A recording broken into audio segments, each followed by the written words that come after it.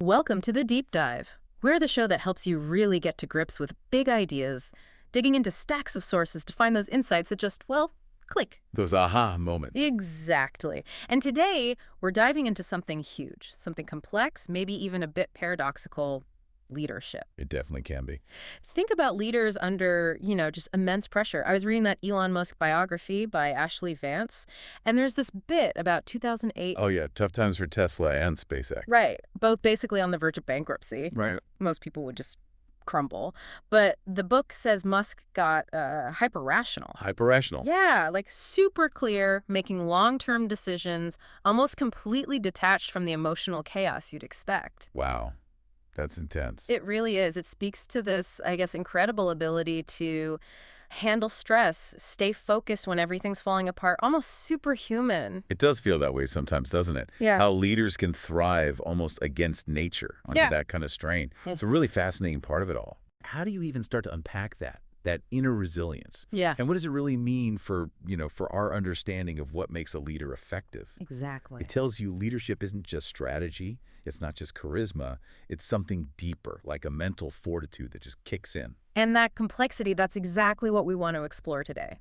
So in this deep dive, our mission is to give you a really comprehensive but also practical view of leadership. Okay. And we're doing that by weaving together insights from three, well, monumental thinkers in this space: Peter Drucker, Daniel Goleman, and Brené Brown. That's a powerful trio. Each brings something really distinct to the table. Totally. Each gives us a crucial lens, and together they form this really robust framework you can actually use. Right. So Drucker, the father of modern management, basically gives us the what. The what? Yeah, the what of leadership. Yeah. The foundations, effectiveness, purpose, contribution.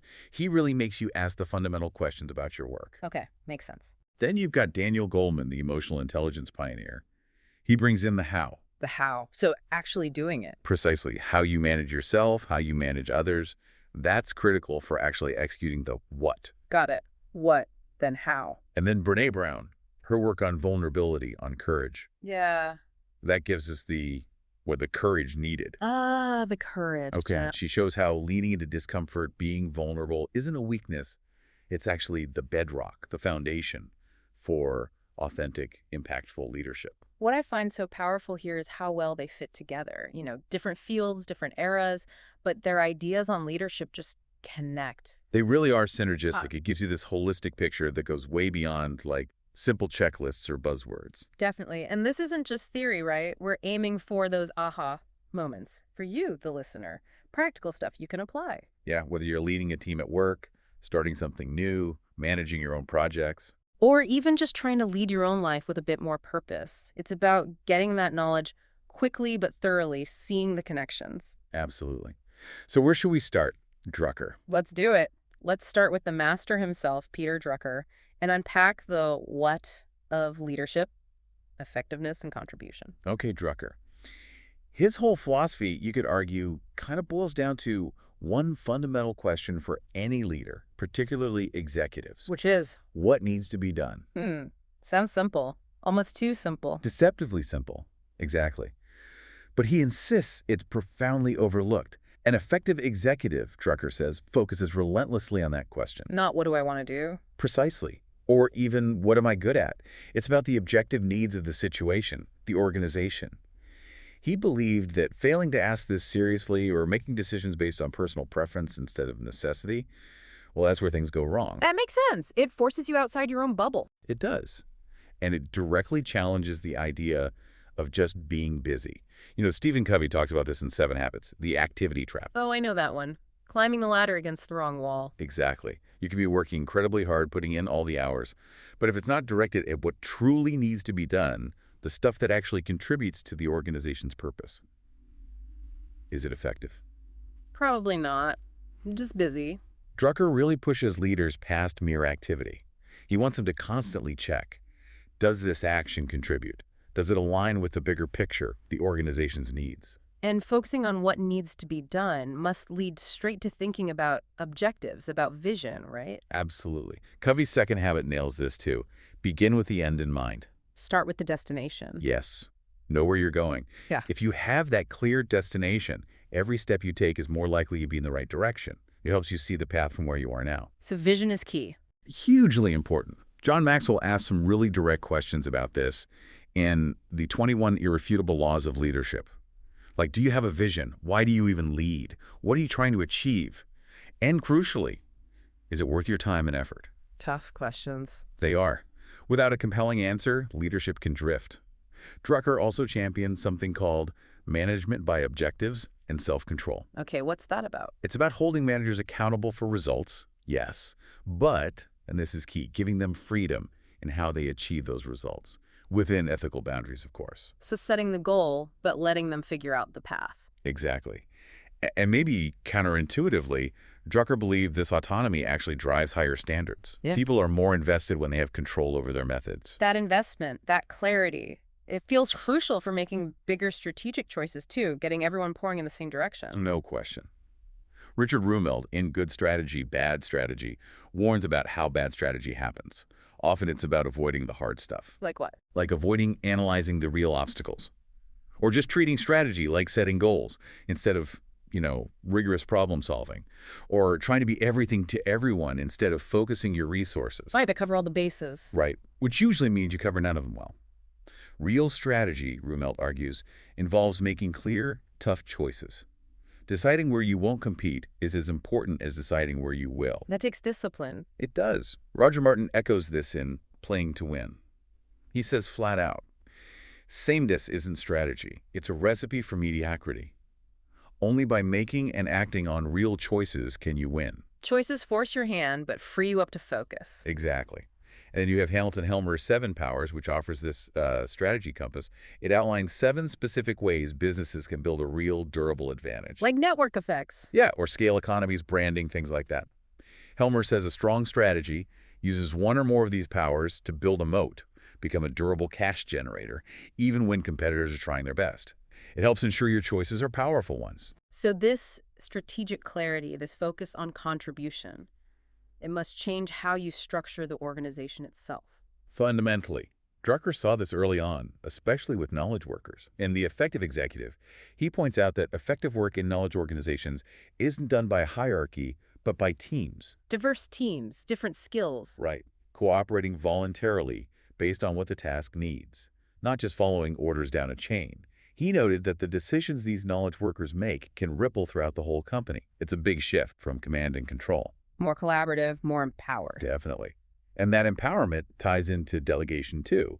When done right, delegation isn't just offloading work, it's a learning opportunity. A growth opportunity. Exactly. The HBR guides mention this. Avoid blaming for things outside an employee's control, but make sure they do take responsibility for their own mistakes. Frame those mistakes as chances to grow. That builds trust, capability. It does. It aligns perfectly with Drucker's idea of self-control and collective effectiveness. Okay, so shifting gears slightly to decision-making and innovation. Drucker had a specific take here too, right? Oh, absolutely. He was really keen on classifying problems correctly. In The Effective Executive, he talks about spending time figuring out, is this problem generic? Meaning, it happens repeatedly, needs a rule, a policy, Right. or is it truly unique? Something that requires a custom solution, an individual approach. And getting that wrong is bad news. He believed it inevitably leads to the wrong decision. You misdiagnose, you misprescribe. You need the right mental model for the problem. And this applies to innovation. Directly. Drucker didn't see innovation as just luck or genius. He saw it as a discipline. A discipline, like something you can learn. Yes. He called it the specific tool of entrepreneurs, the way they exploit change as an opportunity. He argued it can be presented as a discipline, learned, practiced. A business that wants to innovate needs to build entrepreneurial management right into its system. So actively looking for change, leveraging it, not just reacting. That's the core idea, Yeah. treating innovation systematically. Can we see examples of this kind of strategic vision in action? For sure. Think about Walmart under Sam Walton. His core strategy, as he describes in his book, was pretty radical at the time. Putting big stores in small towns. Exactly. Good-sized discount stores in little towns everyone else was ignoring. He knew the formula worked even in places with fewer than 5,000 people. It was a focused, counterintuitive choice that tapped into a huge underserved market. And he combined that with treating employees well. Right, yes. His philosophy was clear. How management treats the associates is exactly how they'll treat the customers. That directly impacts the bottom line. It was a clear vision of what needed to be done for their specific niche. That makes sense. Who else? Howard Schultz and Starbucks. His big epiphany, reading his book Pour Your Heart Into It, came from a trip to Italy. The coffee bar culture. Right. He realized Starbucks were just selling coffee beans, a commodity. He envisioned recreating the authentic Italian coffee bar experience, turning coffee into something more, a third place. That completely changed the game. It did. Transform the company. Or look at Microsoft under Satya Nadella. Hit refresh. Details how we shifted the company away from just Windows. Towards cloud and AI. Big bets on cloud and AI, exactly. Hmm. A bold new mission, strategically differentiating Microsoft in these massive emerging markets. These leaders really understood what needed to be done, made those tough, focused choices, and saw them through. Peter Drucker in action. That really clarifies the what. But like you said, knowing what to do isn't enough. You have to be able to do it. Which brings us perfectly to Daniel Goleman. Right. The how of leadership, leveraging emotional intelligence to make it all happen. So if Drucker gives us the map, what Goleman provides the internal GPS for navigating it, emotional intelligence. And that starts with knowing yourself, right? Self-awareness. That's absolutely core. Knowing your motivations, strengths, weaknesses, and crucially, how they affect your decisions, your interactions. Covey talks about understanding your center. What drives you? Like, are you focused on pleasing others or on your goals or... Exactly. Pleasure-centered, friend-centered, enemy-centered, self-centered. He argues that if your center doesn't empower you, if it makes you reactive, you need to make shifts. Find a center that gives you security, guidance, wisdom, power. It's like an internal audit. Checking your own operating system. Yeah. And part of that awareness is owning your flaws. Covey tells this story about a father with a temper problem. Intellectually, he knew it was an issue. But he wouldn't take responsibility. Refused. And that blocked his emotional growth, damaged trust. This refusal to honestly face our own development level is a huge barrier. Leaders often have massive blind spots. Blind spots? How so? Sometimes it's over-optimism. Think of the Edsel car failure. Business Adventures describes this spirit of wild optimism, even when warning signs were there. Or sheer misunderstanding. Remember the guys in The Big Short? Oh yeah, the Morgan Stanley traders who blew up. Howie Hubler, yeah.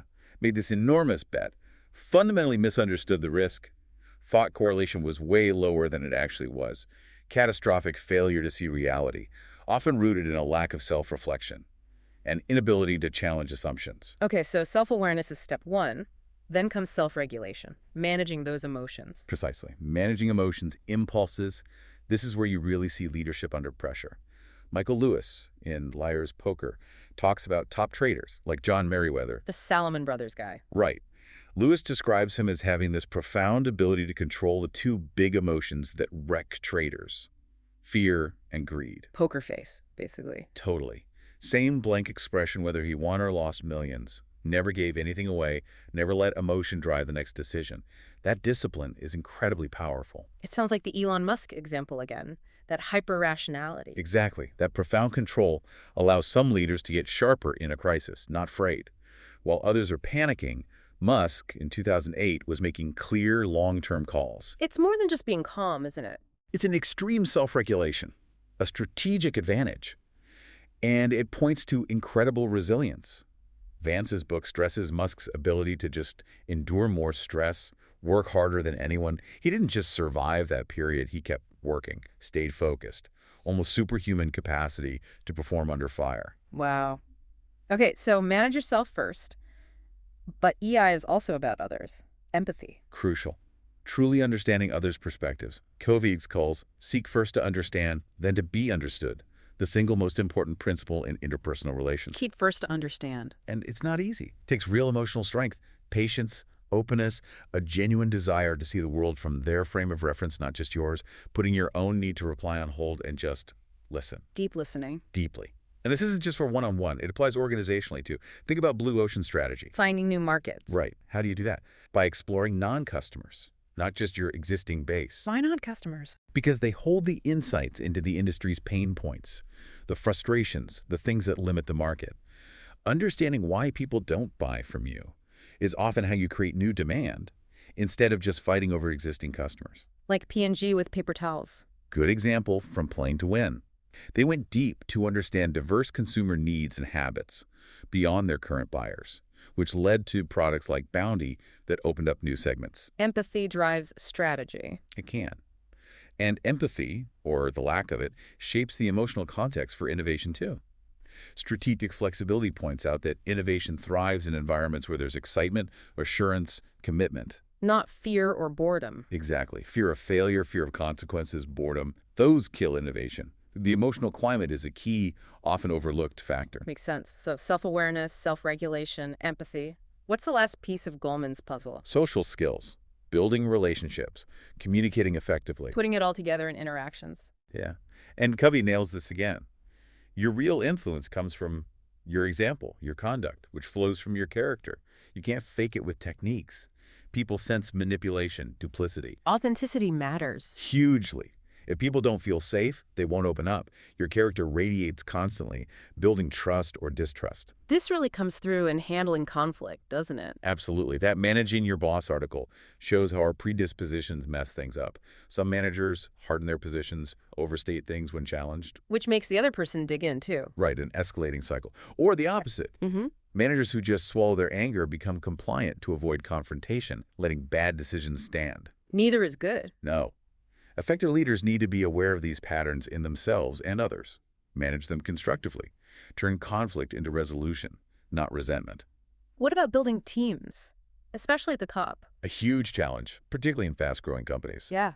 Blitzscaling calls the failure to build a unified executive team sadly common. Some entrepreneurs struggle with the structure, the loss of freedom that comes with a formal staff. Travis Kalanick at Uber apparently wanted it to always feel small. But that doesn't scale. Not really. You need to adapt mechanisms as you grow. Unifying diverse execs, managing priorities, building shared understanding that takes serious social skill. And this isn't just for the C-suite, right? Not at all. Extreme ownership drives this home. Leadership is critical at every level. On the battlefield, it's the single biggest factor in a team's success. From commanders down to junior leaders. Every level. Fire team leaders, junior petty officers. It's vital that everyone understands how their specific actions connect to the bigger strategic picture. That distributed leadership, built on communication, empathy, social bonds, is essential. Life or death, literally. Wow. Okay, so the how is incredibly deep. Self, others, interactions. It really is. But even knowing what to do and how to do it effectively, it still requires something else. The courage to actually do it. Exactly. The courage to act, to lean into the tough stuff, to build that trust, which brings us to Brené Brown. Right. The courage of leadership, grounded in vulnerability and trust. So Brené Brown's work really flips the script on courage. Right. It's not about being fearless or armored up. It actually stems from vulnerability. The vulnerability as strength, not weakness. Precisely. And she argues it's the absolute bedrock of trust. Patrick Lencioni's 5 dysfunctions of a team illustrates this perfectly. The root dysfunction. Absence of trust. Down without trust. Everything else crumbles. Yeah. You get fear of conflict because people won't have honest debates. Then lack of commitment because they never really bought in. Avoidance of accountability because no one wants to call each other out. And finally, inattention to results because personal status or ego becomes more important. It's a domino effect. Totally. Trust isn't some soft, nice-to-have thing. It's a hard requirement for any team to actually achieve anything together. Yeah. And it requires leaders especially to be willing to be imperfect, to show up authentically. How do you build that trust then? Through vulnerability. Yes. Lencioni shows this in his story. Trust builds when team members, led by the leader, are willing to open up, admit weaknesses, confront the difficult stuff directly. Like Catherine confronting Mikey. Exactly. That was a moment of huge courage, telling him point blank, you don't seem to respect your colleagues. You aren't willing to open up. You have an extremely distracting impact. Ouch. That must have been uncomfortable. Deeply uncomfortable for both of them. But her willingness to say the hard thing, to prioritize the team's health over individual comfort, that's what starts building real trust. It shows she's willing to be vulnerable for the sake of the team. Sam Walton seemed to get this too with sharing profits. He really did. He called it a paradox. Yeah. The more you share profits with associates, the more profit the company makes. Why? Because how you treat them is how they treat customers. Exactly. But sharing profit numbers, being that transparent, requires trust from management, trust in the employees. And it's a form of vulnerability, opening the books, essentially. Right. That vulnerability fostered incredible ownership and service. So vulnerability builds trust, which enables better performance. Yes. And that leads right into courageous conversations and feedback. Giving and receiving direct feedback takes real courage. On both sides. Absolutely. Well, Kim Scott talks about this in Radical Candor, encouraging people to speak up, even with small frustrations like, I'm frustrated by this process. Leaders need to create space for that, help people articulate the problem so it can be fixed. not just shutting them down. Right. It's about creating a culture where candor is safe, even expected. And the HBR guides add another layer of focus feedback on coaching and support for growth, not just rating performance. Make it developmental. Which again requires vulnerability from the leader, admitting you don't have all the answers, being open to challenge. Yes, and confronting reality, like Catherine did with Mikey. She was actually more comfortable after she put the issue on the table, even though it was tense. Naming the elephant in the room, the obliviously difficult executive in Lencioni's terms, was the essential first step. Without that courage, the dysfunction just festers. It reminds me of groupthink situations too. The lone rebel. Oh, definitely. Originals discusses this with the Bay of Pigs fiasco. Advisors had doubts, serious ones. But they kept quiet. Some were silenced, others just chose not to speak up, fear of rejection, of looking disloyal.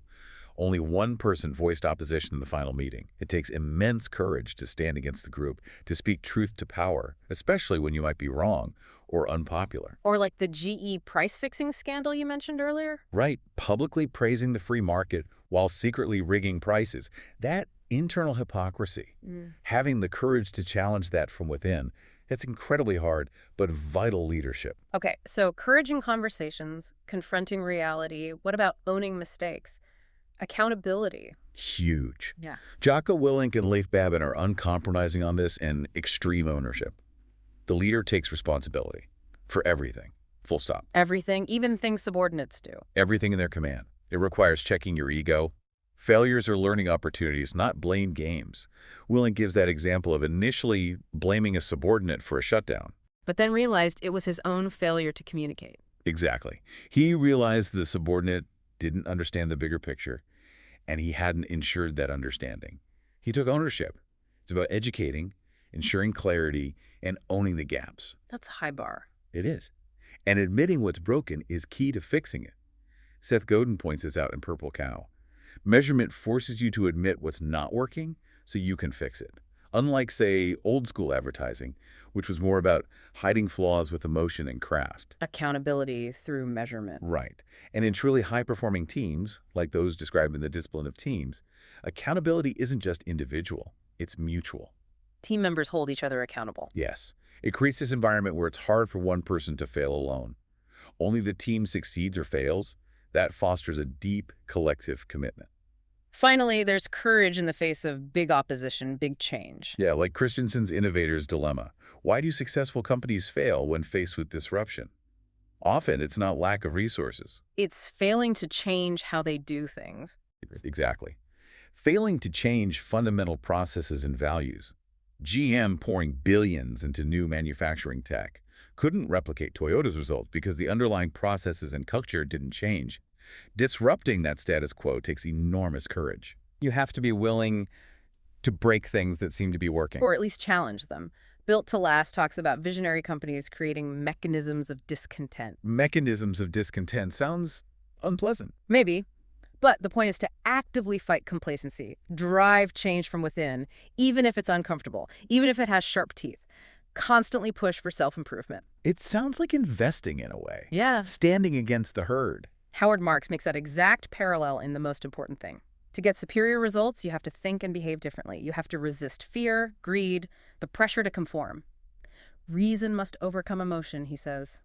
That takes courage. It does. Going back even further, Sun Tzu in The Art of War. A timeless example. The general who should fight if victory is certain, even if the ruler forbids it. And not fight if defeat is certain, even if ordered to. Because the general's only aim is the welfare of the troops and the state. Precisely. That's courage, rooted in deep conviction, in purpose, willing to act against orders for the greater good. A profound sense of responsibility. Wow. That really brings the courage element to life. It's powerful stuff. And it shows how intertwined these things are. Okay, so we have Drucker's what, Goleman's how, and Brown's courage. Let's try and bring it all together now. How do they connect? How are they interdependent? This is where it really clicks, I think. You see how they rely on each other. Take Drucker's what? A brilliant strategy, clear objectives. But without Goleman's how, The emotional intelligence to execute. right, navigating the human dynamics, building trust, and without Brown's courage to actually implement tough changes, challenge things, that brilliant strategy just sits on a shelf. Can you give an example? Enron is maybe the starkest one. Sharon Watkins, the whistleblower. Yeah. She had the courage to identify the massive financial problems that needed addressing. She went to Ken Lay, right? She did. But Lay, well, the smartest guys in the room describes him feigning surprise, concern, even though he personally approved things that caused the problems. So a failure of the how and courage. The catastrophic failure, Yeah. the how, lack of self-awareness, unwillingness to listen or understand, and the courage, failure to act on the truth, confront reality, hold people accountable. The what was identified, but the how and courage were missing. Disaster followed. That's chilling. What about the GM and Toyota example? Another great illustration. Toyota basically shared the what and the how-to of their NEMI plant success. Yeah. GM had the blueprint. But couldn't replicate it. Couldn't. Why? Because as Seven Powers explains, it wasn't just about resources GM spent billions. It was about changing the deep-seated processes and values, the organizational how. And that takes courage. Immense courage to disrupt decades of ingrained culture, ways of working. They had the what, maybe understood parts of the how, but lacked the courage to fundamentally change their internal operating system. Okay, so what without how and courage is ineffective? What about the other way around? High EI, the how, but without Drucker's what or Brown's courage. You can end up being really well-liked, great at relationships, super empathetic, Yeah. but ultimately ineffective. Liked but not leading anywhere. Exactly. Without that clear strategic direction, that sense of purpose from Drucker, and the courage from Brown to make hard choices, foster real accountability. Your high EI might just lead to maintaining a pleasant status quo. Any examples spring to mind? It may be harder to pinpoint famous examples of just this, but think about Robert Moses, the New York power broker. Immensely effective at getting things built. The what was clear. Absolutely. His what? Build parks, bridges, roads, and his how, using political power, ultimatums, a sheer force of will, were incredibly potent. But the empathy part of the how was often missing. Often, yes. Disregarding community opposition, sometimes lacking collaborative approaches. And while courageous in pushing his vision, perhaps less courageous in embracing vulnerability or seeking broader consensus in the way Brown might advocate, a complex mix, but shows how different elements can be strong while others are less developed. What about courage alone, without the what and how? Courage without purpose and without the emotional intelligence to connect. That can just be reckless. Charging off in the wrong direction, alienating everyone. Could be. Steve Jobs is fascinating here. Huge courage, right? Challenging people, refusing compromise, that relentless perfectionism. Definitely courageous, but also known for being difficult. The how was unique. Very unique, often abrasive. Yeah. That engineer learning to interpret "this is shit" as "tell me why this is the best way." But his effectiveness came because the courage was anchored to an incredibly strong, almost obsessive what making art, perfect products. And his specific demanding how. Yes. Without that clear vision and a, however unconventional method of execution, his courage might have just been disruptive or destructive. So the real magic happens when all three are integrated. That's the key. The most impactful leaders seem to weave them together seamlessly. They define the what, clear purpose, strategy, vision.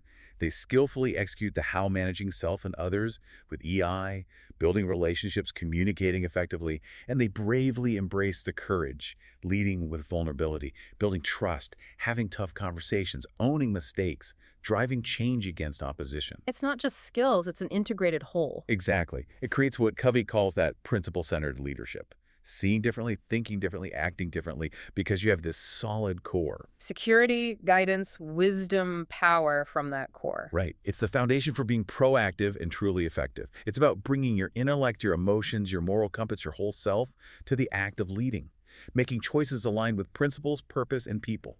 That's a really powerful way to synthesize it all, a holistic view. It is. We've covered Drucker's what purpose, effectiveness, Goleman's how emotional intelligence, and Brown's foundation courage and vulnerability. Together, they offer this really robust framework. Not just for managing, but for genuinely leading, inspiring. It's a framework that pushes us inward and outward. Strategic and empathetic, decisive and vulnerable. It's a continuous journey. So, as we wrap up this deep dive, I want to throw one last idea out there, something to chew on. It comes from Shoshana Zuboff's work on surveillance capitalism. Okay, how does that connect? She talks about this concept called inevitablism. It's the idea that we start seeing certain things, especially technology or market trends, as just inevitable progress. Like we can't stop it, so we just accept it. Exactly. She says it enshrines the apparatus of ubiquity as progress, but conceals the real politic behind it. It makes us feel like these trends are unavoidable, distracting us from the real choices being made, often serving specific economic interests. I see the parallel. Leaders could fall into that too, right? Mm. An inevitabilism of best practices, market pressures. That's the connection. In a world full of consultants, benchmarks, everyone's doing it. It's easy for leaders to adopt strategies or technologies without that deep, courageous questioning, just assuming it's the inevitable, efficient path. Without asking if it truly aligns with their unique what and how or their values. Precisely. So the final question for you, our listener, as you think about your own leadership, are you consciously choosing your path? Driven by your what, guided by your how, grounded in your courage? Or are you maybe drifting into an inevitabilism? Adopting things because they seem standard or efficient without asking the hard questions about whether they truly serve your purpose, your people, human flourishing. How can you cultivate the courage to choose differently? Maybe choose a path that's less certain, requires more vulnerability, stands against the perceived tide, but ultimately feels more aligned and purposeful. It's a significant challenge, but one that Drucker, Goleman, and Brown together really compel us to face. Those choices define your leadership. Thank you for joining us on this deep dive, exploring these three incredible thinkers. We hope it's giving you some valuable new perspectives on your own leadership journey. Until next time, keep leading with purpose, intelligence, and that essential courage.